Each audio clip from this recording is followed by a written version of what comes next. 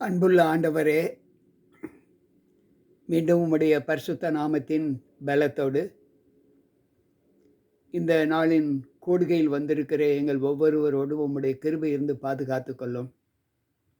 இந்த செவ்வாய்க்கிழமையின் ஆசீர்வாதத்தோடு நாங்கள் இந்த நாளை முடித்து மீண்டும் ஒரு புதிய நாளுக்குள்ளாய் கடந்து வரும்படி எங்களுக்கு நல்ல இரவு நித்திரையை கொடுத்து, ஆண்டவரே, இந்த புதன்கிழமையின் காலையின் பொழுதை நாங்கள் காண்பதற்கு எங்களை அழைத்த தயவிற்காய் ஸ்தோத்திரம்.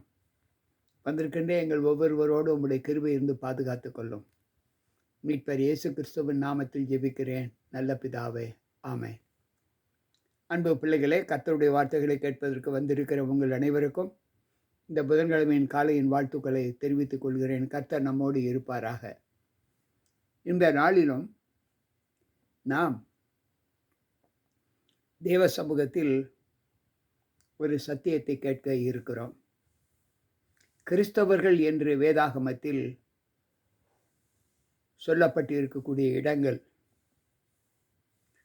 கிறிஸ்தவர்கள் என்றால் என்ன என்றால்,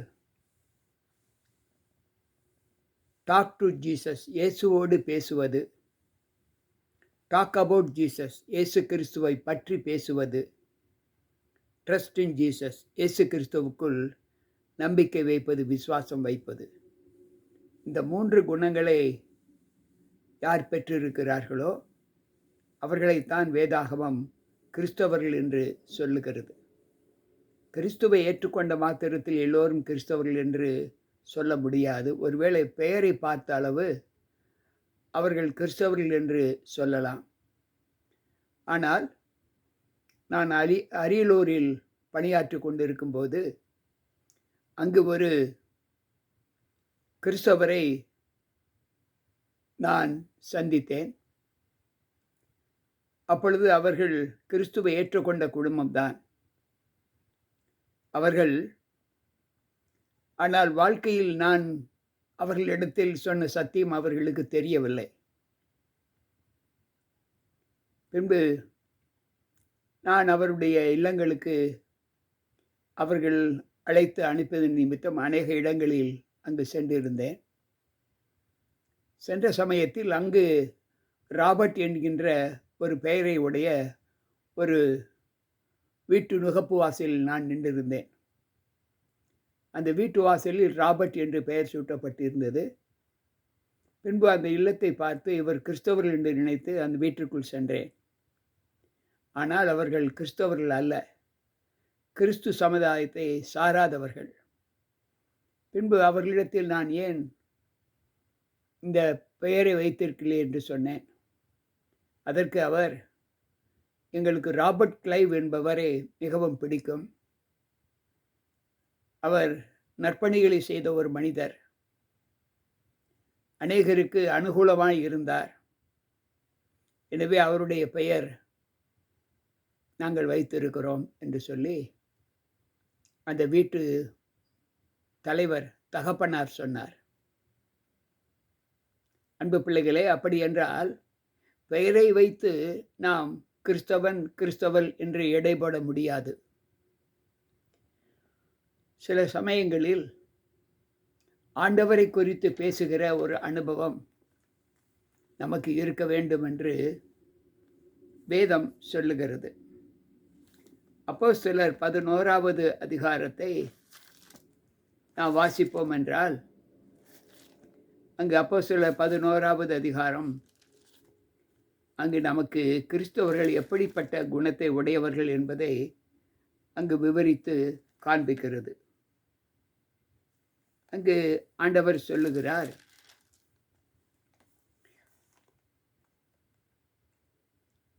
பர்னபா என்பவர் தேவனுடைய ஊழியத்திற்கு அனுப்பப்படும்போது அவன் போய் தேவனுடைய கிருபையை கண்டபோது சந்தோஷப்பட்டு கர்த்தரிடத்தில் மனரம்மியமாய் தலை நிலைத்திருக்கும்படி எல்லோருக்கும் புத்தி சொன்னான். பர்னபா ஆண்டவருடைய அன்பை பற்றி தெரிந்து கொண்டபடியால் அவன் அநேகருக்கு புத்தி சொன்னான்.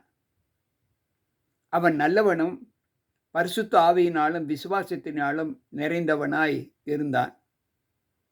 அவன் அநேக ஜனங்கள் கர்த்தரிடமாய் அவனால் சேர்க்கப்பட்டார்கள்.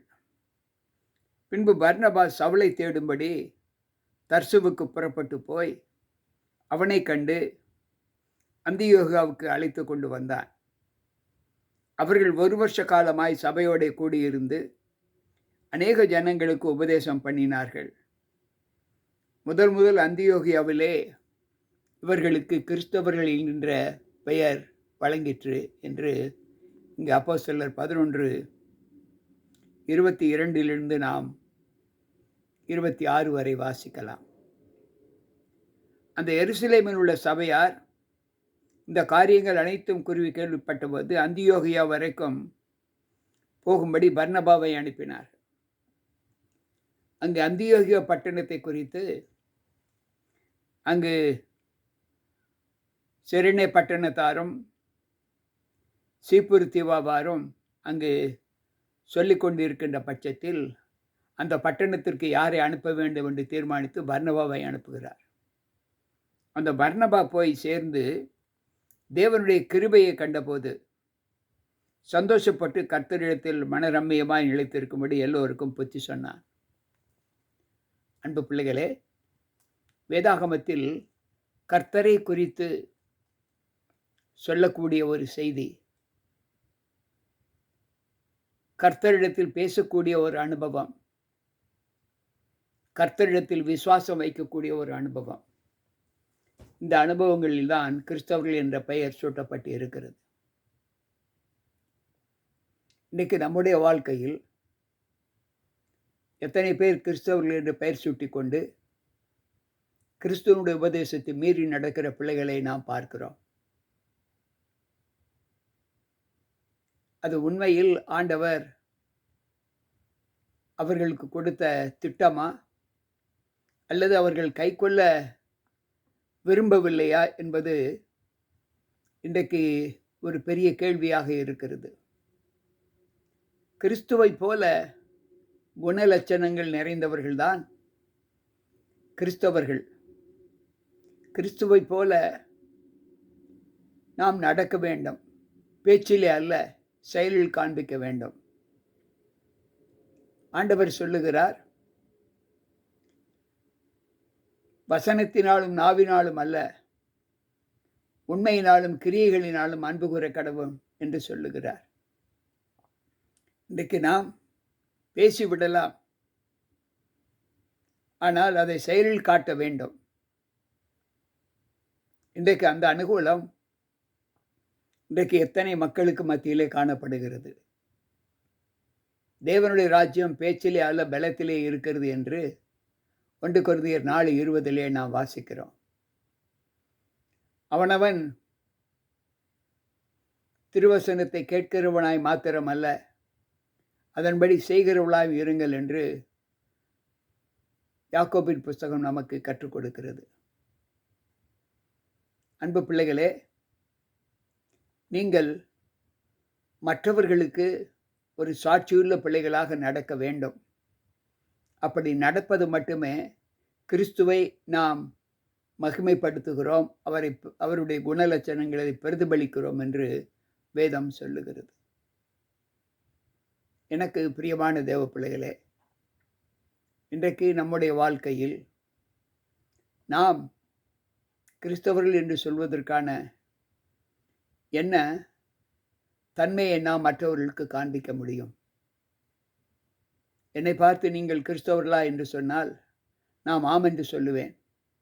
ஆம், நான் கிறிஸ்தவன்தார். அப்படி என்றால் நான் கிறிஸ்தவர்தான் என்று சொல்வதற்கு எனக்குள் இருக்கக்கூடிய குணலட்சணங்கள் என்ன? யோசித்து பார்ப்போம். அன்பானவர்களே, இன்றைக்கு இந்த அனுபவத்திலே நாம் தேவனுக்குள் வாழ்கிற காலங்களில் நாம் நம்முடைய மனதை கிறிஸ்துவை போல ஆக்க முடியுமா? அவரை போல நாம் வாழ முடியுமா என்றால் முடியும். ஆனால் அவருக்குள் நாம் நம்மை ஒப்புக் கொடுக்கும்போது, அவரோடு பேசிக்கொண்டே இருக்கும்போது, அவருடைய குணலட்சணங்களை சிந்தித்து கொண்டே இருக்கும்போது அவர் நமக்குள் கட்டாயம் புகுந்து விடுவார். நிறைவானது நமக்குள்ளாக வரும்போது, நிறைவான இயேசு கிறிஸ்து நமக்குள்ளாக வரும்போது, நமக்குள் இருக்கும் சகல குறைகளையும் வெளிப்படுத்தப்பட்டு அங்கு வெளியாக்கப்படும். அந்த குறைகளற்ற ஒரு வாழ்க்கை வாழ்ந்து காண்பிப்பதுதான் கிறிஸ்தவர்களுடைய முழு குணம். இன்றைக்கு நம்முடைய வாழ்க்கையில் நாம் பார்க்கிற குணங்கள், மற்றவர்களோடு நாம் சம்பாஷிக்கிற சம்பாஷணைகள், நம்மை கிறிஸ்துவனிடத்தில் சேர்ப்பதற்கு, மற்றவர்களை சேர்ப்பதற்கு, அல்லது நாம் கிறிஸ்துவை சார்ந்தவர்கள் என்று சொல்வதற்கு எவ்விதம் பொருந்தும்? அப்படி பொருந்தக்கூடிய அளவிற்கு நம்முடைய வாழ்க்கை இருக்கிறதா என்பதை யோசித்து பார்ப்போம். வேதம் சொல்லுகிறது, பிதா ஒருவர் தவிர நல்லவன் ஒருவரும் இல்லையே என்று ஆண்டவர் கற்றுக் கொடுக்கிறார் மத்தேயு 19:17. ஆனால்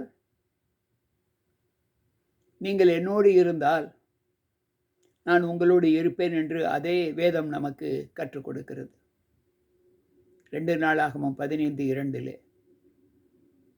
நாம் அவருக்கு உள்ளடக்கப்பட்டு இருப்போம் என்றால் அவர் நமக்குள்ளாக வாசம் பண்ண வந்து விடுவார்.